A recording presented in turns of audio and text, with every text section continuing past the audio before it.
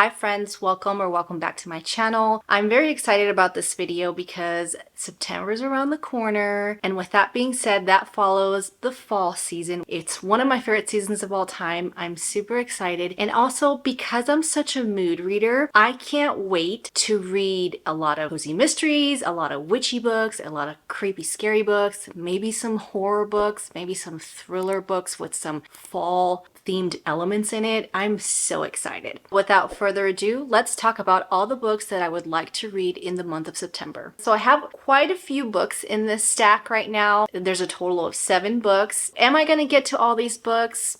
I really hope so. Am I going to follow my TBR this month? I am hoping I will, because they fall around the fall season. They're very fallish themed, or they give me the fall vibes that I'm looking for, especially in September, that I want to read. But again, I'm a mood reader, so I'd like to say I'm hoping that I get through this stack and I read every single book on my TBR this month, but I can't promise anything because there might be other books as well that I'm looking forward to reading. So let's talk about the books that I would like to read this month. The first book that I would like to read is a cozy mystery, and that is Murder by the Book by Lauren Elliott. Look how cute and autumnal this cover is. Doesn't this give you such fall vibes? Doesn't this just scream fall and make you just want to cozy up with a cup of coffee or some tea or maybe some hot chocolate in a dim lit room and just want to read this? I know I do. I'm so excited for this. I have no idea what this is about. This story follows Addie, and she moves to a small town in New England. Already the New England vibes I am so here for. I'm so excited about that. She opens up her own little bookstore. She almost gets run over by somebody driving a car, and her next door neighbor, who happens to own a tea shop, is arrested for committing a crime, possibly committing a murder, killing another merchant. So I'm super excited to read this. I can't wait. Addie left some painful memories behind in the big city, including the unsolved murder of her fiance and her father's fatal car accident. After an unexpected inheritance from a great aunt, she's moved to a small New England town founded by her ancestors back in colonial times and living in spacious Greybourne Manor. So not only is she moving back to a small town in New England, which gives me such fall vibes, but she's also moving into a manor. Best of all, her aunt also left her countless first editions and other treasures, providing an inventory to start her own store. But there's trouble from day one, and not just from the grumpy woman who runs the bakery next door. A car nearly runs Addie down. Someone steals a copy of Alice in Wonderland. Then Addie's friend Serena, who owns a nearby tea shop, is arrested for killing another local merchant. The police seem pretty sure they've got the story in hand, but Addie's not going to let them close the book on this case without a fight. I'm so excited to read this, you guys. I can't wait. Next book I want to read this month is a literary fiction, and there's some magical elements in there. It's about a coffee shop, a magical coffee shop. Like, what more can you ask for? And that is Before the Coffee Gets Cold, Tales from the Cafe by Tujikazu Kawaguchi. I'm so sorry if I'm butchering this name, but doesn't that sound interesting? I know this is about a magical coffee shop, and when you go in there, you ask for your cup of coffee. Once you drink your cup of coffee, you get basically to live the past or something like that. The back is very vague, so I'm kind of going into this blind, but I really don't need to know a lot about it because I just am here for the coffee shop, for the magical elements, and I just can't wait to read this one. You sit in a chair, someone makes you a coffee, and you return to the past. That's all I've heard.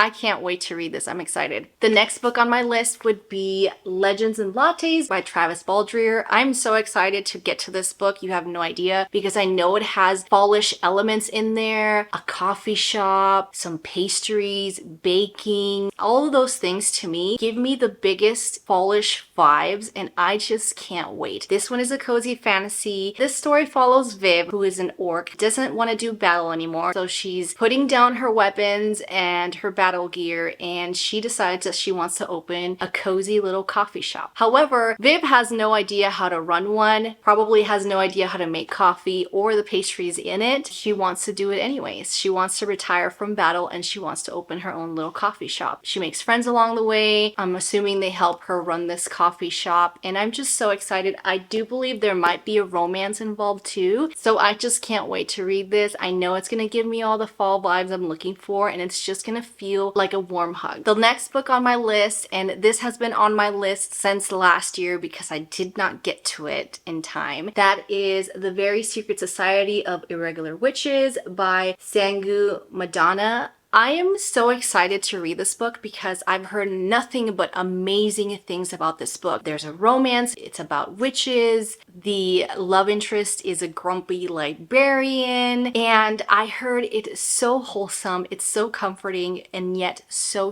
good. So I can't wait to read it. A warm and uplifting novel about an isolated witch whose opportunity to embrace a quirky new family and a new love changes the course of her life. As one of the few witches in Britain, Mika Moon knows she has to hide her magic, keep her head down, and stay away from other witches so their powers don't mingle and draw attention. And as an orphan who lost her parents at a very young age and was raised by strangers, she's used to being alone, and she follows the rules with one exception, an online account where she posts videos pretending to be a witch. She thinks no one will take it seriously. But someone does. An unexpected message arrives begging her to travel to the remote and mysterious Nowhere House to teach 3 young witches how to control their magic. It breaks all the rules, but Mika goes anyway and is immediately tangled up in the lives and secrets of not only her 3 charges, but also an absent archaeologist, a retired actor, 2 long-suffering caretakers, and Jamie. The handsome and prickly librarian of Nowhere House would do anything to protect the children, and as far as he's concerned, a stranger like Mika is a threat, an irritatingly appealing threat. As Mika begins to find her place at Nowhere House, the thought of belonging somewhere feels like a real possibility. But magic isn't the only danger in the world, and when Pearl comes knocking at her door, Mika will need to decide whether to risk everything to protect a found family she didn't know she was looking for. I am so excited to read this book. It's got romance, it's got a grumpy librarian, they're in Britain in a remote mysterious house, there's found family. I feel like this book offers everything I'm looking for, especially in the fall. I can't wait. I'm so excited. The next book I want to read, I haven't received yet. I'm gonna receive it in my book of the month box. I think it's a contemporary romance, and that one is You Again by Goldbeck. The cover is beautiful. It screams fall. Not only that, I think this is an enemies to lovers, first, second, and third chances, takes place in New York City. All of that combined, I feel like is gonna make a really great romance book. In this winsome ode to New York City and second or third chances in love, an unlikely pair learn how to do trust fall right. When Ari and Josh met, the wrong kind of sparks fly. They hate each other instantly. A free-spirited, struggling comedian who likes to keep things casual. Ari sublets, takes gigs, and she never sleeps over after hooking up. Born and bred Manhattanite, Josh has ambitious plans. Take the culinary world by storm. Find the one and make her breakfast in his spotless kitchen. They have absolutely nothing in common, except they happen to be sleeping with the same woman. Ari and Josh never expect their paths to cross again, but years later, as they're both reeling for ego-bruising breakups, a chance encounter leads to a surprising connection. Friendship. Turns out, spending time with your former nemesis is fun when you're too sad to hate each other and too sad for hate sex. As friends without benefits, they find comfort in late-night Netflix binges, swiping through each other's online dating profiles. It's better than romance until one night the unspoken boundaries of their platonic relationship begin to blur. This is also a very chunky book. It's 400 pages, so I'm really hoping I get to it because I wouldn't want to read this book other than in the fall season, just because it gives me all those fall vibes I'm looking for. I'm very excited to get to that one. And the last 2 books on my list are fantasy romance books. I'm really hoping to get to these this month. The first one would be the famous Divine Rivals by Rebecca Ross. I mean, who hasn't heard nothing but great things about this book? This is a historical fantasy romance, I believe. I think they write for an article and they communicate with each other by writing letters to each other. So there's letters involved. I heard it's beautifully written. It takes place during the war. There's historical elements to it, and there's also magical elements to it. I know this book is going to possibly be one of my favorite books of all time. Like, I anticipate it will, just because of what I've heard about it and the description of it. There's so many good things and blurbs about this book. Rich and romantic. If stories had scent, this would smell like a mug of black tea, the ink ribbons of a typewriter, and the addictive spice called enemies to lovers. It's a sweeping start to a beautiful and romantic new series. Ross weaves her stories in such a vulnerable and delicate way. Deeply romantic and beautifully written, Divine Rivals is a story that lingers long after the final page. Set in a world steeped in mythology, Iris's journey to the front is both fascinating and moving, with an ending that will leave readers aching for the next book. There's also a second book in the series. Ross enchants with a clever and sweeping love story set against an imaginative, dangerous world. Her writing sparkles, brimming with wit and magic from the first page to the last. Doesn't that just get you so excited to read this? Oh my gosh, this might be the first book I read this month. Beautifully written and deeply emotional. Divine Rivals is a story of resilience and love, crafted with Raw's bewitching storytelling. Real characters swept into a magical war. This is the kind of tale that gets under your skin and straight to your heart. Truly romantic and atmospheric, this book will leave you hungry for the next installment. This might just be the first book I read. When two young rival journalists find love through a magical connection, they must face the depths of hell in a war between gods to seal their fate forever. After centuries of sleep, the gods are warring again. But 18-year-old Iris Winnow just wants to hold her family together. Her mother is suffering from addiction and her brother is missing from the front lines. Her best bet is to win the columnist promotion at the Oath Gazette. To combat her worries, Iris writes letters to her brother and slips them beneath her wardrobe door, where they vanish into the hands of Roman Kit, her cold and handsome rival at the paper. When he anonymously writes Iris back, the two of them forge a connection that will follow Iris all the way to the front lines of battle. For her brother, the fate of mankind and love. Divine Rivals is an epic enemies to lovers fantasy novel filled with hope and heartbreak and the unparalleled power of love. Oh my gosh, this book just gives me so much goosebumps. I can't wait to read it. I love books that not only are enemies, rivals, but I love books that have letter exchanges. I love letters and books. I just love that so much. I'm so excited, you guys. I'm so excited to read this.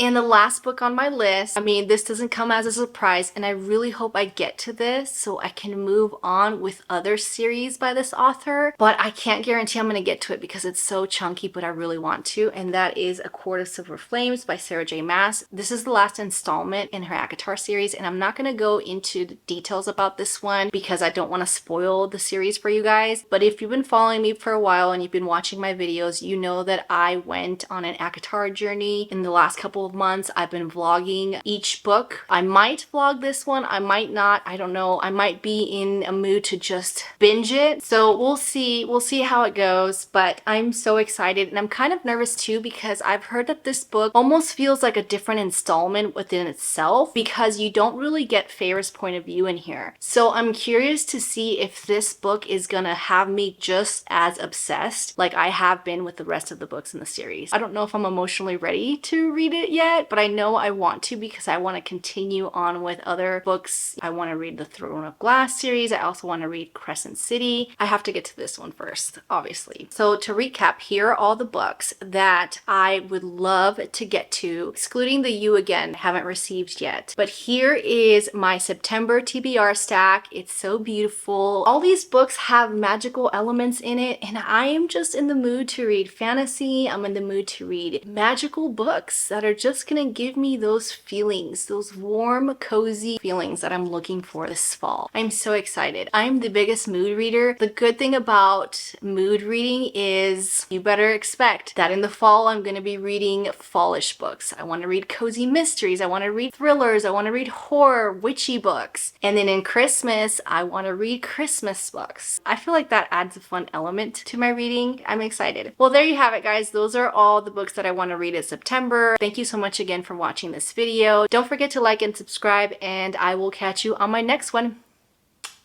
Bye!